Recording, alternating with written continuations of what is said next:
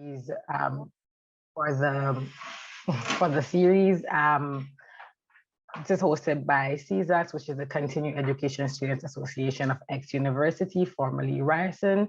And today's session is accessing online student support and accommodation support.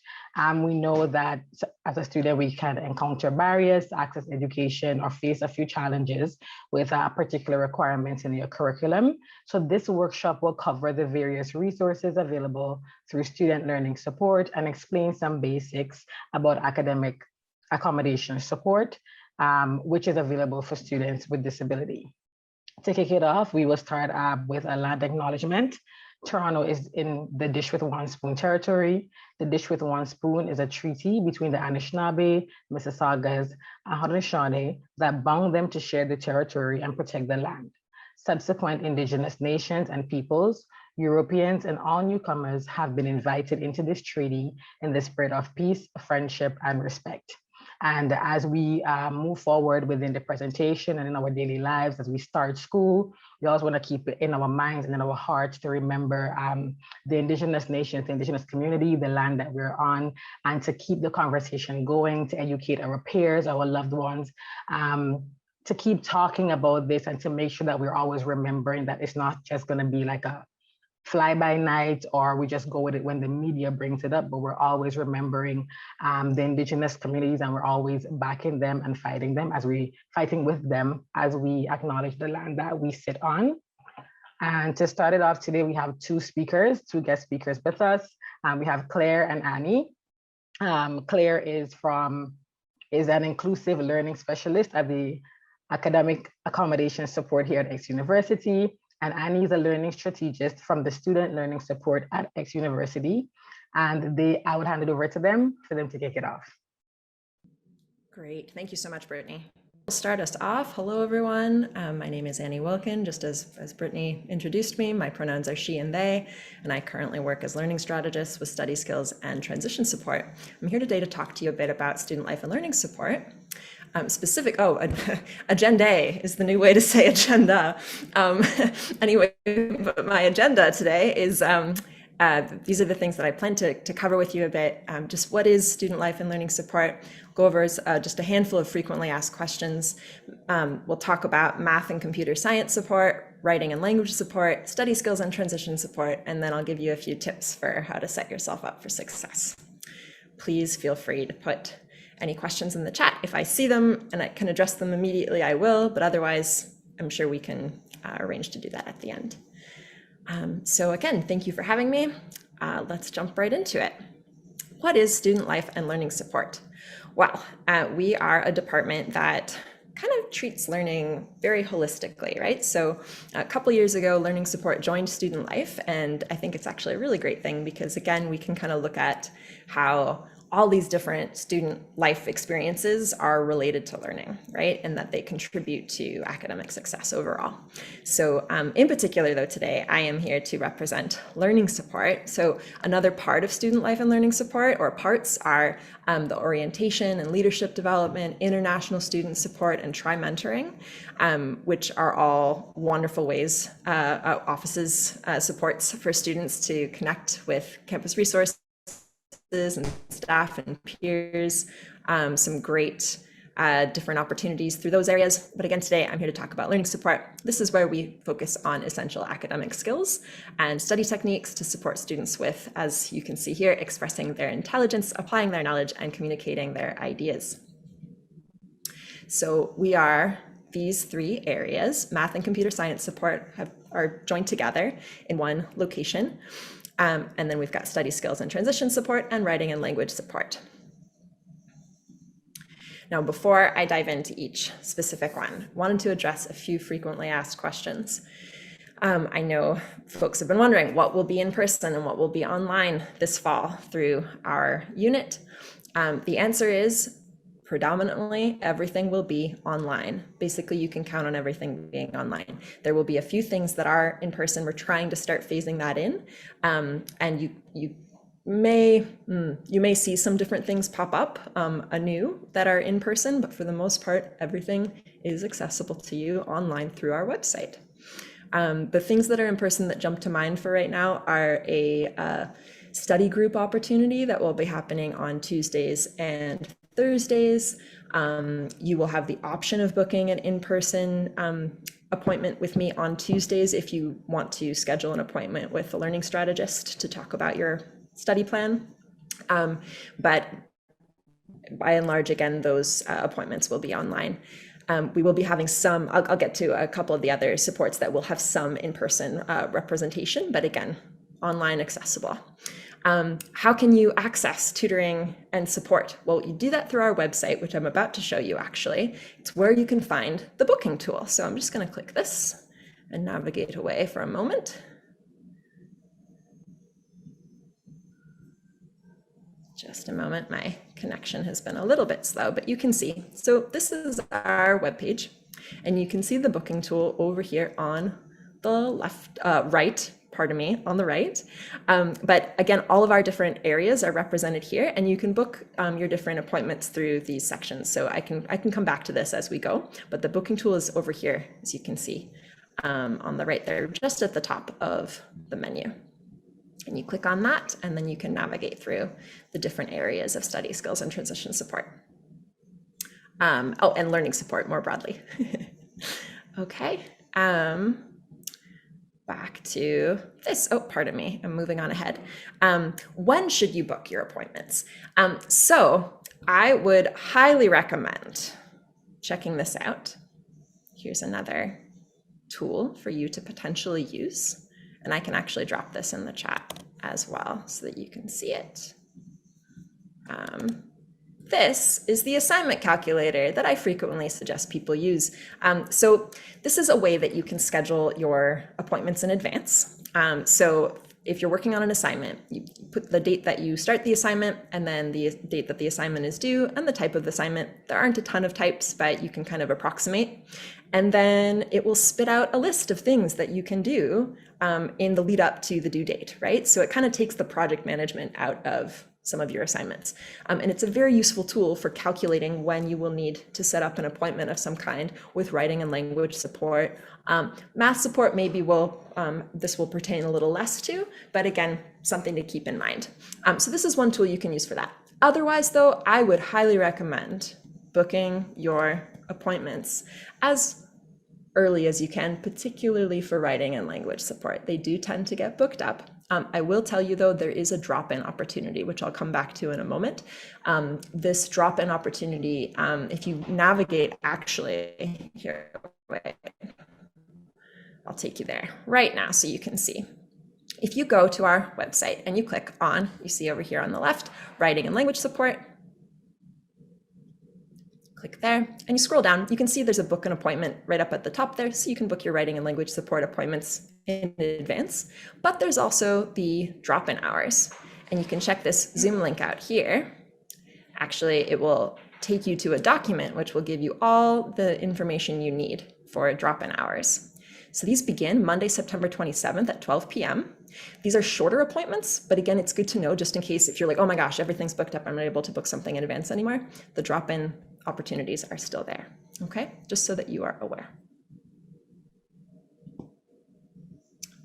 I see a question in the chat really quickly, which I will try to address as I come back to this. Just a moment.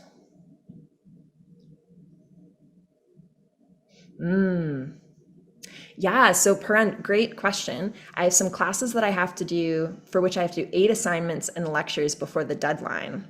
Can I use this assignment tool for that as well? You might have to get crafty with some of the more complex assignments that you have if you have like many little assignments that make up the whole thing. But I would say it could still be a useful tool for that. At any rate, I think it might be useful as a jumping off point, right? So you can see how the tool lays it out for you and then start to apply that. I'll give you some tips at the end of my part of this workshop that pertain to this in terms of managing that schedule and figuring out how to block in the time that you have to work on different things, for sure. Okay, so very briefly, I'll tell you a little bit about the different sections of learning support. We've got math and computer science support. You have your one-to-one tutoring, your course-specific group tutoring. So again, individual support, group support. And then you've got midterm and exam review for different particular courses. And there are some Math Ready summer programs that actually have some self-directed opportunities for you as well. These you can learn more about on the Math Tutor schedule, which I'll get to in just one moment. For computer science support, there is also one-to-one tutoring. These are all available online, virtually. You don't have to be physically in the space to access them, okay? And it's all through our website. So yes, got a bit of information here about one-to-one tutoring, and then course-specific tutoring you don't have to worry about right now. But what you see on the right here, the self-directed learning programs, these could be useful to some of you depending on what you're taking. These again are accessible through the Math Tutor schedule, which is very comprehensive, and in fact I would argue it is the key to all things math and computer science support related. So again, the number one tip for getting math and computer science help is accessing that Math Tutor schedule. And you'll see it right there on our website. If you go to ryerson.ca/SLS, you will see a Math Tutor schedule there, and you can click it under quick links. And all that information will be there. They've got all the tutors listed by subject. I think there are a couple different ways you can look them up. It's super handy. My colleague Deidre Lamb does a great job of organizing that. Okay, so again, feel free to throw questions my way towards the end, but writing and language support, we'll move on. This is programming for native English speakers as well as folks who have English as an additional language. So again, we've got one-on-one appointments starting week 2. These can be for academic writing. It can be for grammar and supported self-editing. Bear in mind, this is not an editing service. So you can't just turn in a paper and have it edited for you, but they will take a look at a section with you. You can choose what section you want to look at and then take away from this appointment some strategies for editing your own work, right? So they'll support you in that. And then of course there's the drop-in writing appointments that I mentioned. And in fact, it's sooner than after reading week. So lucky us. Likewise, you can get support with English speaking and listening skills in terms of fluency, vocabulary, pronunciation, and oral presentations. So this is another offering. Did I skip one? I did. Okay, we have writing support in weekly group sessions. 25 writing strategies, I believe, are broken into segments of 5. So you get, it's sort of a series that you get a bunch of different writing strategies each time you attend one of the workshops. There's, or the groups. Shut Up and Write is a great group to join if you just want to get some writing done. Again, you can join this group on the website. If you navigate to writing and language support, you will see it as an option, and you can register for those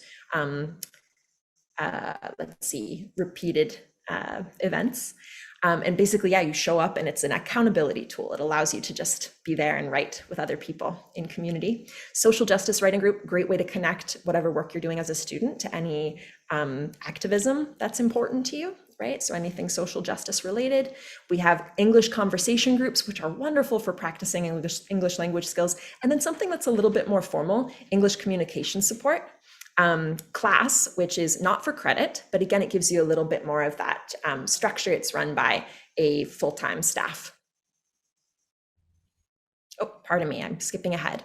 And finally, we have online workshops as well for writing, referencing and citations, critical reading, grammar errors, so some really useful stuff. And one other thing that I really want to mention and share with folks is the Conversational Connections, which is an opportunity to be matched with a community elder, local to Toronto, aged 60 plus. So an elder in the community who will be happy to practice conversation with you. And students who opt into this program can kind of make of it what they would. It's an opportunity to build confidence and fluency, exchange cultural ideas, really, really cool opportunity. So highly recommend if that's your jam. Okay, moving into study skills and transition support. We are all about learning strategies and study skills and wise practices, and we encourage you to join study communities to better support your learning. So one of these, this will depend on the courses that you're taking, but we offer supported learning groups or SLGs for a variety of engineering, science, and arts and BTM courses. I think that last one will be the most common, SSH 105, if anyone is taking that particular course. These are drop-in only, no need to register. Again, the link is available through our website. You can see it here. We encourage students to bookmark that link so that they can keep apprised of any changes in the schedule. Let's see if this will go forward. There we go. Yeah, it's a great way to build community. We encourage students to attend regularly, and this is actually one of my study tips, is to visit your studies as regularly as possible, even for a short time. So that is another thing. We're going to skip the next slide here if it will move forward. There we go. Okay. Peer academic coaches are another very useful tool available to you. So if you would like to work on developing a personalized study plan, or there are particular learning strategies that you feel you would like more exposure to or more support around, like time management, effective note-taking, you want to really get a lot out of your lecture and are looking for ways to do that, these are great student staff who are happy to meet with you and to help you kind of develop that. And I am also hosting meetings, one-on-one appointments with students for the same, towards the same end. Okay, in terms of workshops, there are a bunch of wonderful workshops that we offer on time management, learning from lectures, exam preparation, and we encourage you to check them out. They're happening, I think, 3 times each throughout this semester. Our first one is happening this Thursday from 5 to 6 p.m. Again, it's available through our website. You can sign up. It's about time management. So if you're looking for ways to manage your time, this could be a good opportunity to connect with some peers about that and walk away hopefully with some new strategies around that particular topic. We likewise have a wonderful platform for you to connect with students who have taken certain courses before and are trained to be tutors. Now, they're independently contracted tutors. So this platform we host and maintain so that you can connect with students. But again, this is the one support ultimately that if you get connected with a tutor, you want to move forward with tutoring, this would be an additional expense. Everything else that I've described is part of tuition. It's been paid for already. You're all set. But yeah, this one, just one thing to keep in mind if you're looking for that additional support. So yeah, and finally, a few tips for you to put yourself in the way of academic success. Again, you want to think a bit about what academic success means to you. So my first tip would be to reflect on your experiences, your needs, your desires as a student, as a person, right? I frequently recommend folks keep a little journal of some kind. I know that can sound a little tedious to some, but it's a great way to reflect. And a colleague of mine is fond of saying that if you don't reflect, it never happened. Something to consider. It's kind of true. If you don't really think about it after it happened, right? You don't remember it. So something to consider here, in terms of what you need, your experiences, your desires. Second, observe your habits without judgment. And from there, start to set some goals and modify as you want, right? And maybe you won't need to modify anything or want to modify anything. That's okay. But again, observing without judgment first, what's going on? Keep kind of a record of how are you using your time, right? What's going on? How can you maybe make some space or find some opportunities to practice care? It doesn't have to necessarily be about finding efficiencies. Yeah, it's really thinking again back to that reflection about your experience and your needs and your desires.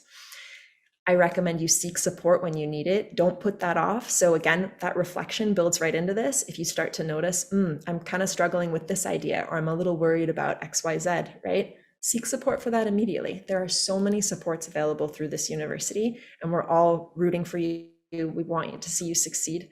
So please don't be shy about reaching out and just asking. Learn about different study and learning strategies, try them out, come to the workshops that we offer. We're so happy to see you there, and just see, maybe you'll pick something up, something new, or be reminded of something that you used to practice that hasn't been necessary for some time, or what have you. Practice radical care. I used to say self-care, but I think a lot of the recommendations that we give frequently focus on the self. And I've lately wanted to think a bit more about how so much of what we do, everything really is interdependent, right? So thinking about how you do that and how you push back against all the things that kind of seem to require a kind of machine-like existence from us, right? I think one of the big things that students come to me asking about is time management, and again, finding those efficiencies, right? So I think, again, coming back to that reflection of like what it is that you need and how you want to live your life can help to sort of ground you in making choices to take care of you, to take care of your loved ones, your community, you know, and make the choices that you need to make so that you can live the life you want to live as you're completing your academic work. I encourage you, organize your responsibilities and your resources. That's keeping track of what's available to you and what you have to do, right? What's on your plate. Prioritize what you need and what you want to do or be. So again, back to that reflection, you see how central reflection is. Schedule as lovingly as possible, right? So always be approaching your schedule with as much self-kindness as you can muster, right? Thinking about buffers. So again, back to Paren's point about scheduling the different elements of different assignments that are due and the many different parts, thinking about scheduling in that buffer time, little breaks so that you can refresh yourself, right? Especially at this time of year, I'm so sensitive to the fact that things can get really busy for people and it can feel like you can't take a breath. Schedule those breaths for yourself. Try to, find the ways that you can restock your pond, if you will. Connect with your community. Again, like we best succeed in all the ways that we define success for ourselves when we have that connection and that support. So remember that, right? That these things are important too. I think sometimes it can be when we get into academic work, it's sort of like all this individual stuff and I just have to keep focused and kind of seal myself off from these other areas, but community can make a huge difference in sustaining that work. And then finally, relish your experience, really be present to it. And I think that does a lot for focus and concentration as well, that practice. This is a lot in a nutshell, but anyway, there you have it, 10 ways to put yourself in the way of academic success. If you're curious about some of the details of these, again, I encourage you to come to workshops, schedule an appointment with a peer academic coach. Once that schedule is released, it won't be for a little bit. I think it'll be at least another week before we can release that. So peer academic coach appointments will begin week 3. And I think, these are the support staff. Oh, I wanted to share this with you really quickly before I hand it off to Claire. And forgive me, I feel like I've been talking a long time, but I hope it is okay. I wanted to share with you, we have this program called Academic Edge, and it's going to be running Wednesdays from 1 to 2 p.m. from September 22nd to November 3rd. I know this won't necessarily fit with everyone's schedule, but if it does, I encourage you to join. We would be delighted to have you with us. It's a community of first-year students predominantly, right? Where they can build their academic skills and experiences. It's about finding the right university resources that are uniquely useful to you and developing critical learning strategies all towards academic success. So again, we'd love to have you there, right? It's a nice way to kind of build community around that because you have the regularity of the sessions. Now, if you're not able to make it this time, but you'll be back with us again in the winter, try signing up in the winter. We'll be running it again, or I will be posting the materials from this opportunity on a weekly basis once the Academic Edge is running. So you can kind of do your own little self-directed version, if you will. And there will be some in-person opportunities to gather with folks who are part of the Academic Edge community if you would like. So I encourage you, please do feel free to sign up for that. I will post the link in the chat again, but it is available through our website. Okay, and I think, that's us. This is the support staff. I'm in the middle there. Feel free to drop me a note if you would like, if you have questions. My email is right there, awilkin@ryerson.ca. And again, that's our website. I think I see someone in the chat here. Let's see. Can anyone attend Academic Edge, including upper year students? Oh, yeah, I'm like, okay, some of this stuff, I love this question. This is wonderful.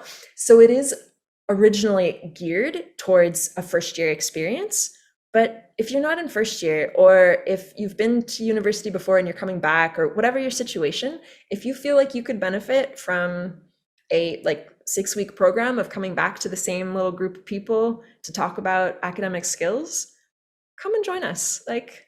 It's cool. We'd love to see you there. And it's a synchronous opportunity. It is online, but it is happening. If you can join us, I would be thrilled to have you. Yeah. It's all about building towards really strong academic skills, learning strategies. Yeah, so please do, for sure. For sure, for sure. Okay, thank you for that question.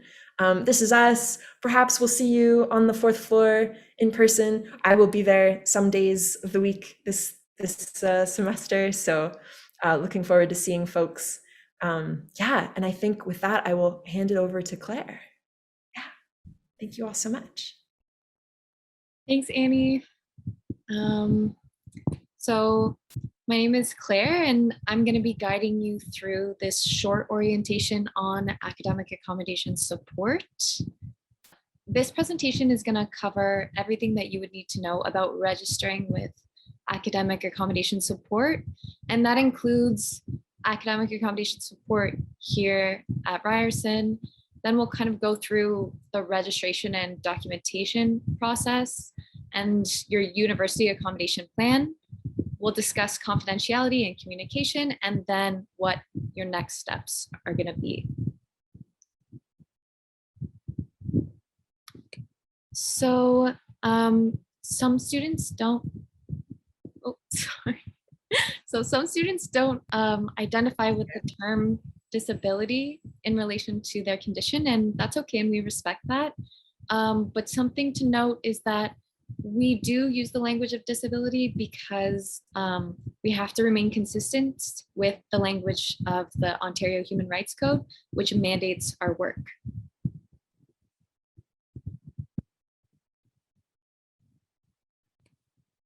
So AAS services are available to all students with disabilities, regardless of their course load, their status, or their program. You might be a full-time student, or you might just be taking 1 or 2 courses a semester. These services are still available to you, yeah, no matter what your major is.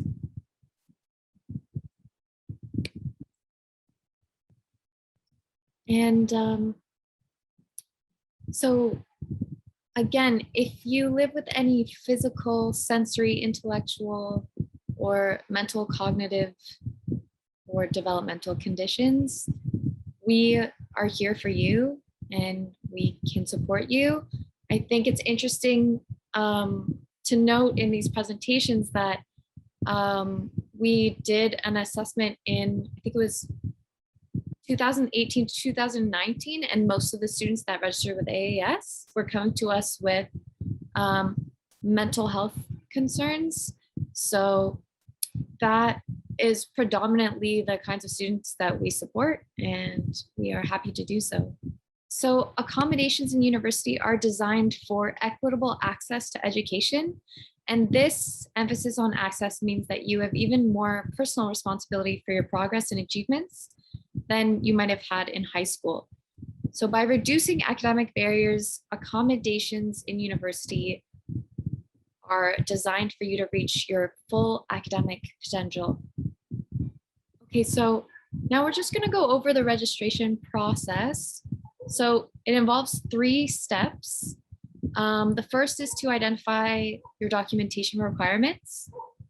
And you can do that on our website. We even have like a little interactive tool that you can use that students can kind of fill out. So this link is available on our website, and you can kind of click through, and based on the impacts that you might be experiencing because of your disability in the classroom, you can determine through this interactive site what kind of documentation that you would need. But yeah, if we return to the presentation, I can kind of walk you through the next steps. So thanks, Andy. So again, the type of documentation required is dependent on your disability. And once you identify what documentations you require, the next step is just to gather your documentation and then submit it online to our website. And we have a portal that's available so you can do it entirely online. And then after submitting your documentation and booking your registration appointment, your next step would be to meet with a facilitator. But we're going to spend a little bit more time talking about documentation because this is something that comes up a lot in this process is IEPs. So a lot of students might have had experiences with IEPs in high school. So an IEP might have been your accommodation plan in secondary school, and it is useful. It can help familiarize AAS with your learning needs. And so you can definitely provide that document when registering. But just to clarify, your accommodation plan is not going to replicate what you might have had in high school. And your IEP is not a medical document or a formal assessment. So it's not sufficient documentation to register with AAS, but we welcome you. If you have it, you can definitely provide it to your facilitator. Okay, so moving on to the next slide. What if I don't have a diagnosis? So if you suspect that you might have a disability, but have not received a formal diagnosis, we can definitely help you explore your options. We provide consults to students who do not currently have a diagnosed disability, and we can direct you to appropriate resources and discuss options for funding for disability assessments. And we can also provide you referrals to non-disability related resources that may help. So if you're interested in a consult, you can contact aasadmin@ryerson.ca, and I can also link it to you in the chat really quickly. Okay, so let's say you've submitted your documentation. What's next? What can you expect? The accommodation plan process, again, we just talked about first submitting your documentation and then making a registration appointment. So the next step is your facilitator would then review your documentation before your appointment. And then together with your facilitator, you will collaborate and develop an individualized accommodation plan during your registration meeting.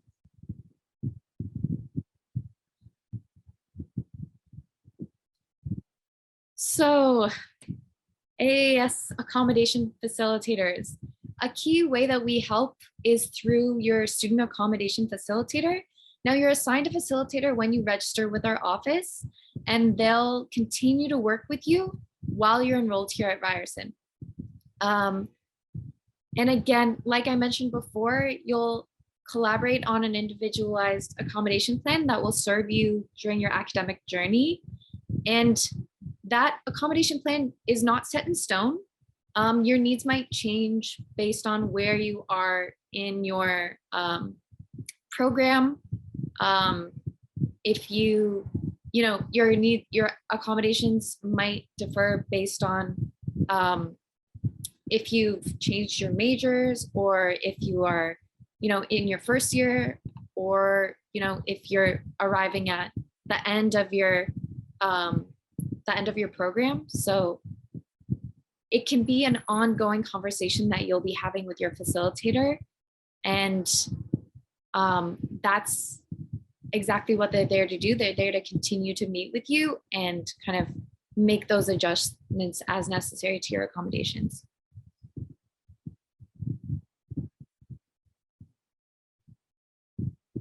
Okay, so your registration with AAS is confidential, and our records are not accessible to other Ryerson departments. So we don't share information with anyone about your registration with AAS or specifics about your diagnosis without your consent. It's also worth noting that if you are registered with AAS, that information does not appear on your transcripts.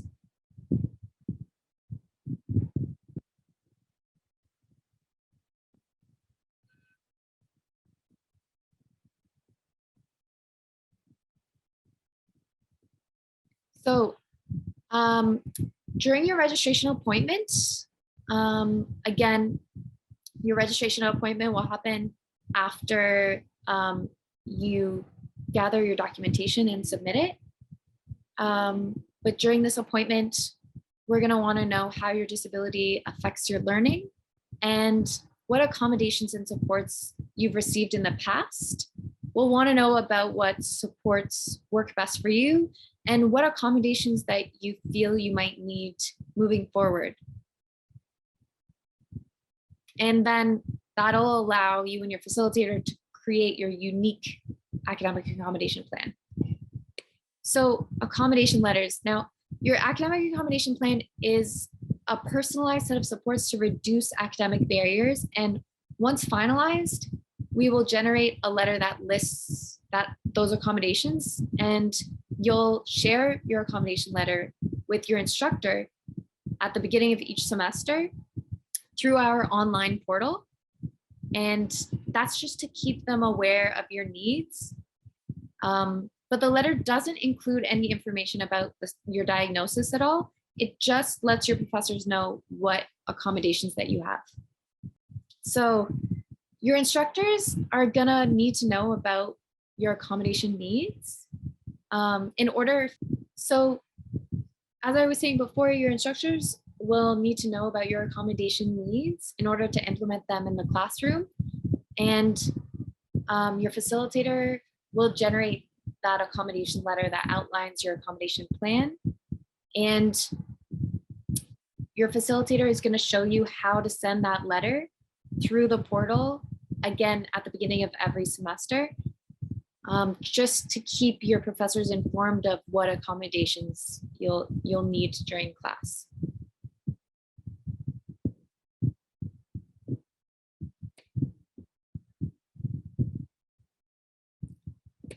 So, like I mentioned before, at university, you're responsible for your education, and that means asking for our help when you need it. And we say this in part because we don't receive reports about your progress from your instructors.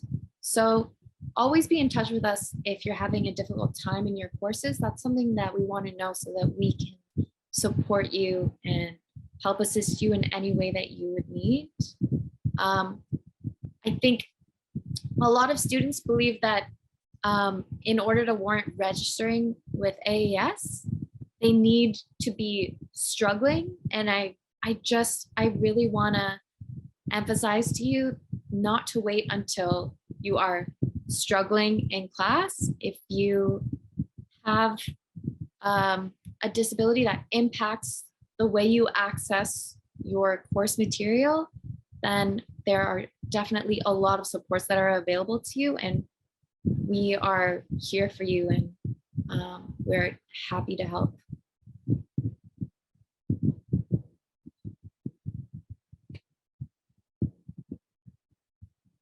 So let's talk about some next steps. So just to recap everything that we've talked about so far, once you have figured out your documentation and submitted it, you would attend your registration appointment, meet your facilitator. Your facilitator will be with you throughout the course of your academic journey at the school, and they'll be there to discuss the academic impacts of your disability with you, and then set up your accommodation plan based on those documents you've submitted. And like I said before, it might not be the same as your IEP or past accommodations. And then it's just a matter of sending your accommodation letters out at the beginning of every semester to your professors to keep them in the loop. And your facilitators will be there for you, and they'll be available as needed. So definitely keep in touch, have an ongoing conversation with them about your accommodation needs.